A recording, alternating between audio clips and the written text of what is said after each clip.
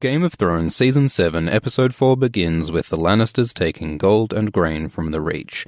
Most of this gold is going to the Iron Bank, but Bronn also gets a cut. He's a mercenary. He fought for Tyrion for gold, he fought at the Blackwater for a knighthood, and Cersei gives him a noble bride as a bribe. In the books, he's still there, at Castle Stokeworth. He adopts Lollis's son and names him Tyrion, just to mess with everyone. He murders his wife's brother-in-law for plotting against him. Basically, Book Bronn lives the good life, but in the show, Jaime keeps dragging Bronn back to battle, and he doesn't get much of a chance to spend all his gold.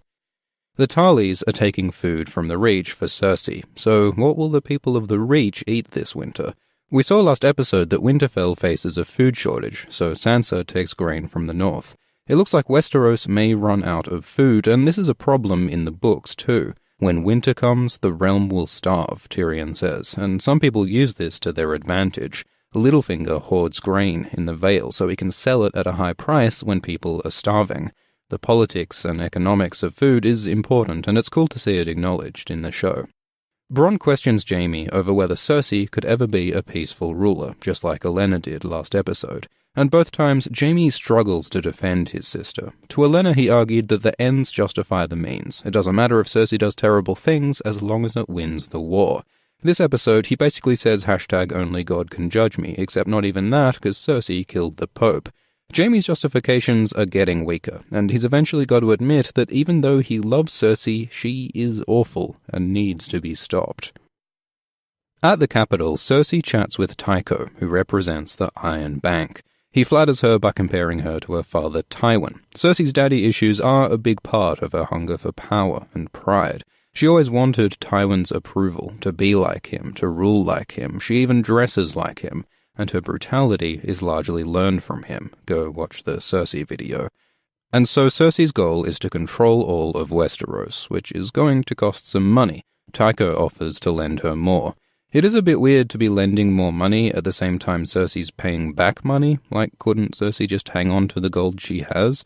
But whatever, the point is that the Iron Bank supports Cersei. Cersei mentions that she's thinking of hiring the Golden Company, an Eastern sellsword group with a rich history in the books. They're originally founded by a Targaryen bastard called Bittersteel, and still carry his gilded skull into battle. In Book 5, the company invades Westeros as part of Varys's complex conspiracy. Go watch the Varys video. But the point for the show is probably just that Cersei is buying more soldiers. Up at Winterfell, Littlefinger talks with Bran. As the eldest living Stark, Bran should technically be the Lord of Winterfell, so Peter wants to get on his good side. He talks of his loyalty to Bran's mother Cat, who he loved since childhood, and he gives Bran a gift, the Valyrian steel dagger that was used by an assassin to try to kill Bran in Season 1. In the books, we're told it was Joffrey who ordered this attempt on Bran's life, but the mystery's never solved in the show. Maybe in the show they'll say it was Littlefinger. Because this dagger was a big part of Littlefinger's master plan. Peter lied and told Catelyn that this was Tyrion's dagger, so that Catelyn would abduct Tyrion, which led to war, which led to Peter advancing politically. As Peter says, chaos is a ladder. He used conflict to gain power, and now Bran repeats this line, showing that he has seen some of what Peter's done.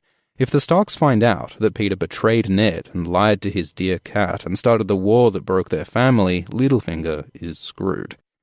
Bran then speaks with Meera Reed. Meera spent 3 seasons fighting to protect Bran, hunting and cooking for Bran, probably wiping Bran's ass because he's paralyzed, all because Meera's brother Jojen believed that Bran needed to meet the Raven. Now, Jojen's dead, Hodor's dead, Summer's dead, the Raven's dead, the children are dead, and in a way, Bran is dead. Now that he's got all this psychic knowledge with everyone's memories and experiences, he's lost touch with his own identity, like Dr. Bran Hatton. So from Meera's point of view, all this sacrifice feels empty. The story is so full of loss and tragedy. Hopefully, somehow, Bran's powers will be worth it. Meera leaves to return to her family, down in the Neck. Meera's father is Howland Reed, the only living survivor of the fight at the Tower of Joy, where Jon was born to Lyanna Stark. So Howland, in the books at least, may play a role in telling Jon who his parents are. Howland may even be a part of a northern conspiracy. Also, in the books, it's likely that Bran eats Jojen, so go watch that video. Arya Stark arrives at Winterfell, her home, which she hasn't seen for like 6 seasons. She has trouble getting past some guards, like she once did in Season 1, but she soon reunites with her sister Sansa. Arya and Sansa had a difficult relationship as kids. Sansa was proper and ladylike, while Arya was an unpredictable tomboy. But now they've grown beyond their childish fights. After all that they've been through, all that they've lost, their remaining family means everything. Arya meets Bran, and like Sansa, she's a bit weirded out by the whole psychic robot thing that Bran's got going. He mentions Arya's list of people she wants to kill, and most are dead already. Still remaining are Cersei and the Mountain. Also, Arya thinks that the Hound is dead, but he's not. Maybe they'll meet again. The Starks discuss the dagger, and Arya's suspicious about the whole thing. It's looking really likely that the Starks will find out about Peter's deception. Bran gives the dagger to Arya, which will be useful because Valyrian steel can kill White Walkers. Half the characters on the show now have Valyrian steel. Arya, Jon, Brienne, Jaime, even Sam has one. These are the people who'll kill White Walkers when shit gets real. We also get a moment with Brienne. For the last few seasons, Brienne's been trying to keep her oath to Catelyn Stark to find and protect Cat's daughters, Sansa and Arya. For most of the story, Brienne wasn't successful. She got sidetracked by Stannis and Riverrun and the Hound and her bear, but now, finally, Cat's daughters are home. Brienne has kept her oath. Earlier in the show, Cat called Brienne a lady, and Brienne said that she's no lady. In the books, Pod calls Brienne Sir, but Brienne also isn't a knight. As a female warrior in a patriarchal world, Brienne has struggled to work out her identity. But here Pod calls Brienne my lady, and she starts to correct him, but then just says thanks. With her quest complete, Brienne has finally worked out who she is, and so has Pod. Lady Brienne may not be a knight, but she keeps her oaths. Brienne later spars with Arya. Arya saw Brienne beat the Hound in Season 4, so she wants to have a go at the Maid of Tarth. Arya doesn't really sword fight in the books, she mostly just uses stealth and stuff, but she was trained by Syrio Forel, and in the show by the Faceless Men, as she says, no one, and it looks like all this training has paid off. She holds her own against Brienne, which is hella impressive. Brienne is one of the best warriors in Westeros, certainly the strongest woman. So Arya's up there with the best of them, and now she and Brienne have a mutual respect. They've both felt like outsiders as female fighters, so this relationship means a lot. Sansa watches from above, like Ned once did in Season 1. You can see Sansa realizing that, like, wow, okay, Arya really is a ninja assassin, just like Bran is a psychic wizard, while Sansa's only special power is fiscal responsibility. Littlefinger's up there too, and Arya gives him a menacing glare. If Peter had half a brain, he would run back to the Vale, like, right now. Down at Dragonstone, Missandei and Dany talk about boys, then they head into the caves with King Jon. Dany leaves her guards behind, which is a sign she's starting to trust him. The caves are important because they're full of dragonglass, which can kill White Walkers, but the caves also contain markings by the children of the forest, who lived in Westeros thousands of years before humans. The markings feature patterns like this spiral that we've seen White Walkers make out of corpses. This makes sense because the same spiral pattern appeared at the ritual where the children of the forest first created the White Walkers, so it looks like the walkers are imitating the symbols of their creators. There's also this circle with a line through it, which has also been made by the walkers and which also appears elsewhere in the series. This kind of resembles some symbols from George Martin's fruity old sci-fi stories. If you want to go down the rabbit hole of what that might mean, strap on your tinfoil hat and check out this video by Preston Jacobs.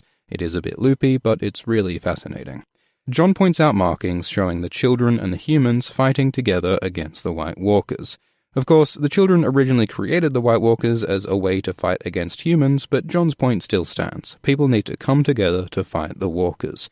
And Jon and Dany are starting to look like they'd like to come together. We know what happened last time Jon was in a cave with a woman, but Dany says that she won't join Jon until he kneels. She says survival is more important than his pride.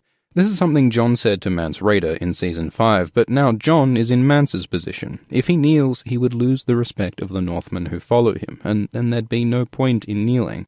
Maybe Jon will find some other way to win Dany over. On the beach, Dany finds out that the Lannisters have the Reach, so she's now lost all of her allies, the Tyrells, Greyjoys, and Dorne. Maybe that convoluted plan of taking Casterly Rock, ferrying Dornish, and besieging the capital was a bad idea after all. Dany suggests just taking the throne directly with her dragons, and again we're told that would kill too many people, which again might not be strictly true. When Dany's ancestor Aegon took Westeros, his sister Visenya took the Eyrie by flying up there on her dragon. She didn't fight anyone or burn anything, she just flew right up and said, "Hey, do you want to surrender or do you want my dragon to eat you?" And she won. Why can't Dany fly to the Red Keep and try something similar? It would be risky, and she might have to kill some people, but isn't that better than killing thousands of soldiers? So this whole tension in Dany's strategy is really questionable, but the point that the show's trying to make is that Dany is willing to do things the hard way, if it's the right way. Later, Jon and Davos chat with Missandei about how Jon is a bastard and Missandei is an ex-slave. A lot of Dany and Jon's people are underdogs, eunuchs, dwarfs, smugglers, people who rose from nothing and united behind leaders that they believe in. Theon arrives at Dragonstone and Jon threatens to kill him, because in Season 2, Theon betrayed Jon's family. When Robb sent him to make alliance with the Greyjoys, Theon stabbed Robb in the back by attacking Winterfell and killing Stark men. Jon lets Theon live because he did help Sansa escape the Boltons, but no one's letting Theon forget his crimes. In the books, they call him Turncloak, and just about everyone wants him dead, but the gods are not yet done with Theon Greyjoy. His plan in the show is to rescue his sister Yara from Euron. Hopefully Euron doesn't treat his prisoners as badly as he does in the books. Somewhere in the south, the Lannisters finish delivering gold to the capital when they're attacked by Daenerys with her Dothraki and her dragon, Drogon. People have been speculating for years about how Dothraki would go on a Westerosi battlefield, and most people agree that if you're safe in a castle, the Dothraki can't do much, but out in an open field where they can run you down firing arrows from horseback, the Dothraki are near unstoppable. This is also the first time in years that a dragon has been used in battle in Westeros. Notice how at one point Drogon is shot with arrows, but they bounce right off his scales. Younger dragons can be killed with arrows, but as a dragon grows older, its hide grows tougher. Not tough enough, though, to stop a scorpion bolt. Just as Bronn takes a longbow shot to set off the wildfire at the Blackwater, Bronn uses Qyburn's scorpion to hit Drogon in the shoulder, wounding him and bringing him to the ground.